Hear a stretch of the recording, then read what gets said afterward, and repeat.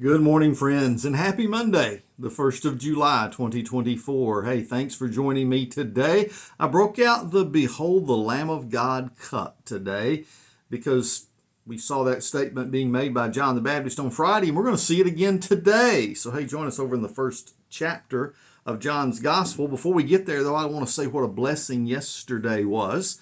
First, to be able to preach the folks at Sandy Springs First Baptist Church in the morning, and then last evening to be at Emmanuel Baptist Church for the Phillips family as they were there in concert singing, doing a fantastic job. If you have not heard this group, if you like Southern gospel music at all, you need to check them out. Now, they have their own YouTube channel. They're from Gaffney, South Carolina. And if you haven't already done so, perhaps you want to have them in your church if you like to host Southern gospel groups. I was just blessed by the music and the testimony last night of the Phillips family. Well, among other things, though, we're going to be blessed by the testimony of John once again today, because as we open up the Gospel of John in our Life of Christ series, we see John the Baptist talking about Jesus over and over. Not just to the crowds, but to his own disciples, his own followers. So we're going to be picking up down in verse number 35 of John 1 and seeing exactly where this conversation leads. Matter of fact, if you are someone trying to build your own following, your own brand, would you be saying things to your own followers that might make them leave you? Well, that's what John might be doing. Watch. In verse 35, it says, the next day, this is after John has already confessed to a crowd that Jesus Christ is the Lamb of God. It says, John was standing with two of his disciples, and when he saw Jesus passing by, he said, "Look, the Lamb of God." Seems like this is a recurring theme. If you want to pick up this picture of the Messiah being the Lamb of God from the Old Testament, well, here it is being espoused by John the Baptist, and he's pointing to the person that has this identity.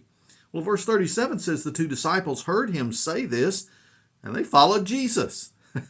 When Jesus turned and noticed them following him, he asked, "What are you looking for?" They said to him, "Rabbi," which means teacher, "where are you staying?" "Well, come and you'll see," he replied. So they went and saw where he was staying, and they stayed with him that day. It was about 4 p.m. Well, Andrew, Simon Peter's brother, was one of the two who heard John and followed him. "We have found the Messiah," which is translated the Christ, is what he told his own brother, Simon. It says he first found his own brother, Simon, and he said, "We found him, the Messiah, he's here." So look, it's very early in the life of Christ, but people are already recognizing he's the one. That's what Simon is being told by his own brother, Andrew. Verse 42, it says, and then Andrew brought Simon to Jesus. This idea of discovering Jesus and then bringing someone else to him is a whole picture of the gospel. It's what you do when you find out the good news and who Jesus is, how he can affect your life. What do? You tell people about him and you bring others to Jesus. Well, when Jesus saw him, he said, "You are Simon, son of John. You will be called Cephas," which is translated Peter. So in the beginning, his name was not Peter. This was changed by Jesus himself. Oh, what a change it made, and what a difference when Simon became Simon Peter. Now, there are other episodes in this calling that we'll look at later, but in particular today, there's already been a name change. Well, the impact on these guys that are now beginning to follow Jesus is evident, especially in the next one, a disciple named Nathaniel. Now, we don't see a lot about Nathaniel in the Gospels, but he was there the whole time. He was not one of the vocal ones up front, but he was a follower nonetheless. Well, what happened when Nathaniel is being brought to Jesus? What kind of a person is he, and what moves him to become one of these disciples? Well, in verse 43, it says, the next day Jesus decided to leave for Galilee. He found Philip and told him, "Follow me." Now, Philip was from Bethsaida, the hometown of Andrew and Peter. And Philip found Nathanael and told him, hey, we found the one Moses wrote about in the law, and so did the prophets, Jesus, the son of Joseph from Nazareth. Now, when they mentioned that he was from Nazareth, apparently the reputation of that village came out in the mind of Nathanael. You can think of the name of some place you would not want to be from today, a place that has a bad reputation, and on it may be the town you live in.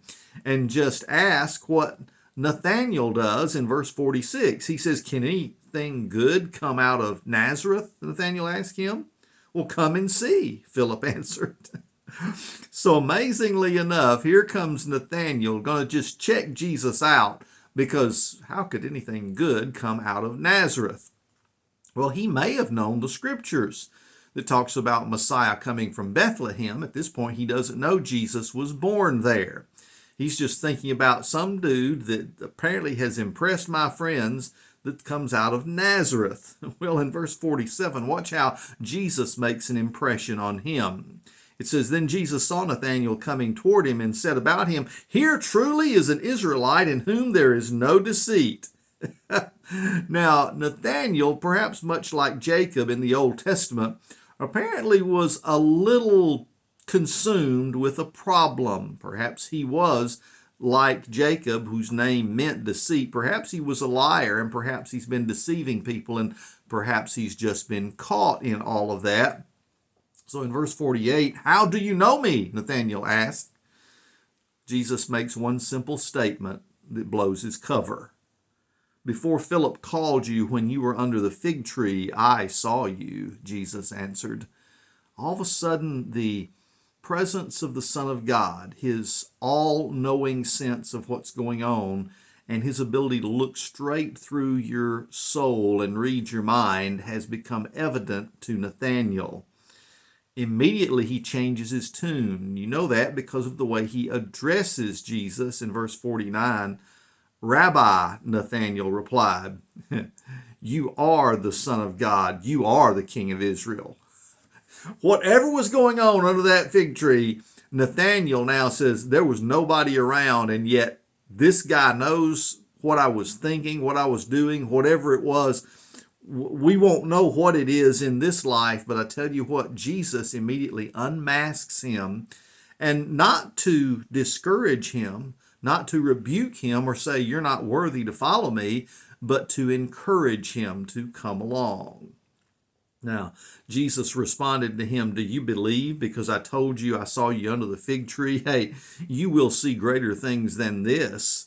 And then he said, truly I tell you, you will see heaven opened and the angels of God ascending and descending on the Son of Man. Isn't it amazing he was able immediately to make an application, since we're talking about a man of deceit, very much like Jacob in the Old Testament. And remember the whole story of Jacob's ladder, the dream, the angels ascending and descending to heaven and back. And all of a sudden, Jesus grabs this illustration, throws it right into the lap of Nathanael and says, you haven't seen anything yet. The ladder is coming back. Well, I think as we look at how to apply this, every one of us needs to recognize that, like Nathanael, we've got some things we're not proud of. Perhaps the way we've lived, things we've said, even things we've thought. And Jesus looks straight through us, not to hit us over the head with a hammer of guilt. Yes, guilt is something that comes. It's a function of your spirit. It's automatic. But Jesus reaches into our spirit and says, I know you. And even though I know you, I'm coming to die for you. Even though I know you and your deepest, darkest secrets, everything you have hidden in the backside of your closet, I still love you. And I'm coming as the Lamb of God to take away the sins of the world, even yours. Come and follow me. Let's keep following Jesus. We'll be right here again tomorrow as we wake up in His Word.